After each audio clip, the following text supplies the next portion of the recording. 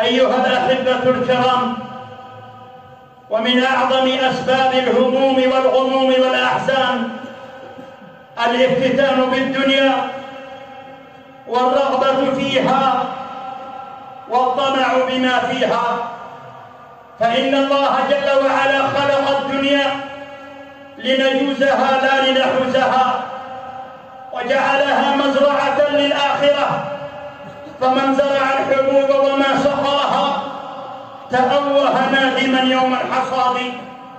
والدنيا هي دار العمل، والآخرة هي دار الجزاء، فمن اتخذ الدنيا طريقا إلى رضا الله وطريقا إلى الآخرة وجعلها بين يديه مهما كثرت، وأخذ منها كما يأخذ الجائع من المائدة، وشرب منها كما يشرب العطشان من الماء، وأخذ منها ما يكفيه، وهمه هو أن يرضي الله وحسب، فهذا هو السعيد، وهذا هو غني القلب، وهو القنوع. ولذلك يقول تعالى: من عمل صالحا من ذكر أو أنثى وهو مؤمن فلنحيينه حياة طيبة ولنجزينهم أجرهم بأحسن ما كانوا يعملون. قال علي بن أبي طالب رضي الله عنه، وقال ابن عباس والحسن البصري، كما جاء في تفسير الطبري والقرطبي: المراد بالحياة الطيبة هي القناعة، والقناعة معناها أن يرضى العبد بما قسم الله له، وأن لا يتطلع إلى من فضل عليه في المال والجاه، وإذا جاءته الدنيا جعلها بين يديه ولا يفتح لها بابا إلى قلبه، ويستعين بها على طاعة الله جل وعلا، لا يفرح بها إذا زادت ولا يحزن عليها إذا نقصت، فحاله واحد بين إدبارها وإقبالها. ولذلك في صحيح سنن الترمذي من حديث أبي هريرة رضي الله عنه أن النبي صلى الله عليه وسلم قال: ارض بما قسم الله لك تكن أغنى الناس. ويقول سعد بن أبي وقاص رضي الله عنه، وكان من أغنياء الصحابة، قال لولده: يا بني، إذا طلبت الغنى فاطلبه في القناعة، فإنها مال لا ينفد، وإياك والطمع فإنه فقر حاضر. وكما قال القائل: خذ القناعة من دنياك وارض بها، لو لم يكن لك إلا راحة البدن، وانظر إلى من حوى الدنيا بأجمعها هل سار منها بغير الطيب والكفن. وأما من طمع في الدنيا وافتتن بها ورغب بما فيها وفتح لها أبوابا إلى قلبه وانحصر همه في جمعها، أقبلت عليه الهموم ونزلت به الغموم وأحاطت به الأحزان، وفتح الله عليه أبواب المشاغل والفتن. ولذلك في صحيح سنن الترمذي وعند ابن ماجه من حديث أنس بن مالك ومن حديث زيد بن ثابت رضي الله عنهما أن النبي عليه الصلاة والسلام قال: من كانت الدنيا همه انحصر همه في الدنيا وفي الافتتان بها وفي الطمع بما فيها، ضيع دينه، ضيع صلاته، ضيع آخرته. من كانت الدنيا همه جعل الله فقره بين عينيه ولو كان غنيا، وفرق شمله، لا يستقر له قرار ولا يهنأ بطعام ولا بشراب. قال: ولم يأتيه من الدنيا إلا ما قدر له.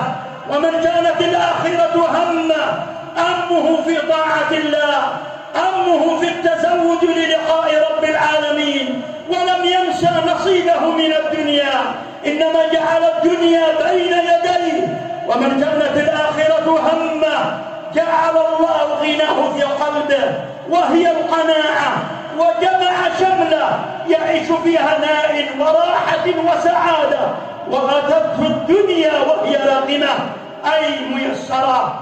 ولذلك كلما ازداد العبد طمعا وفتنة ورغبة في الدنيا ازدادت همومه وغمومه وأحزانه، فيحزن على الدنيا ويخشى عليها ويحزن عليها إذا نقصت، ويهتم لها إذا أدبرت. أرى الدنيا لمن كانت لديه عذابا كلما كثرت لديه، تهين المكرمين لها بسخر وتكرم كل من هانت عليه. إذا استغنيت عن شيء فدعه وخذ ما أنت محتاج إليه.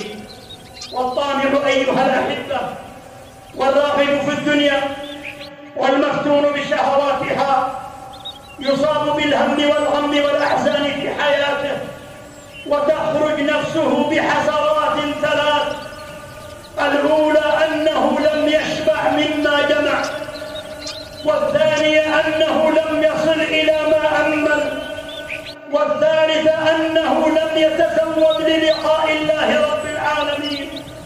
عليك بما يفيدك في المعاد وما تنجو به يوم التنادي، فلا تأمل لدى الدنيا صلاحا، فإن صلاحها عين الفساد، ولا تفرح بمال تقتنيه، فإنك فيه معكوس المراد. وكن مما جنيت وأنت حي، وكن متيقظا قبل الرقاد. أترضى أن تكون رفيق قوم لهم زاد وأنت بغير زاد؟ ولذلك أيها الأحبة حذرنا الله جل وعلا من الدنيا ومن الافتتان بها، وجاء الذم لها، فقال سبحانه وتعالى: فلا تغرنكم الحياة الدنيا ولا يغرنكم بالله الغرور. وقال تعالى: بل تؤثرون الحياة الدنيا والآخرة خير وأبقى. وقال سبحانه وتعالى: وفرحوا بالحياة الدنيا وما الحياة الدنيا في الآخرة إلا متاع.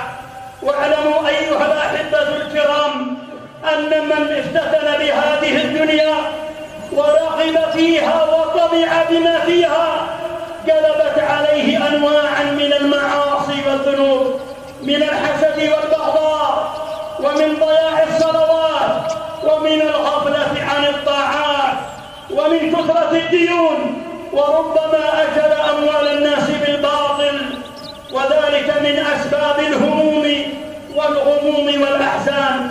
ولذلك كان صلى الله عليه وسلم أزهد الناس في الدنيا وأرغب الناس بالآخرة، عرضت عليه فأباها، وهو القائل كما في مسلم من حديث أبي سعيد: إن هذه الدنيا حلوة خضرة، إن هذه الدنيا حلوة خضرة، وإن الله مستخلفكم فيها فينظر ما تعملون، فاتقوا الدنيا واتقوا النساء، أي اجعلوا بينكم وبين الافتتان بالدنيا وبين الرغبة فيها وبين الطمع بما فيها وقاية. وكان الصحابة رضي الله عنهم من أسعد الناس، وكانوا يعيشون في سعادة وهناء، لأن الدنيا هانت عليهم فكانت أهون عليهم من التراب، لم يفرحوا بها إذا أقبلت ولم يحزنوا عليها إذا أدبرت. ولذلك في مستدرك الحاكم وعند البيهقي قال عبد الله بن مسعود رضي الله عنه لمن جاء من بعد الصحابة رضي الله عنهم من التابعين، قال: أنتم أكثر صلاة وأكثر صيام من أصحاب رسول الله صلى الله عليه وسلم، وهم كانوا خيرا منكم. قالوا: وبماذا؟ قال: كانوا أزهد في الدنيا وأرغب في الآخرة.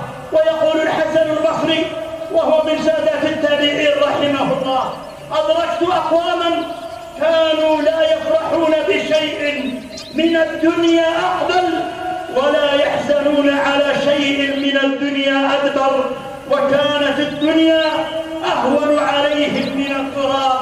إن لله عبادا فطنا طلقوا الدنيا وخافوا الفتنا، نظروا فيها فلما علموا أنها ليست لحي وطنا جعلوها لجة واتخذوا صالح الأعمال فيها سفنا.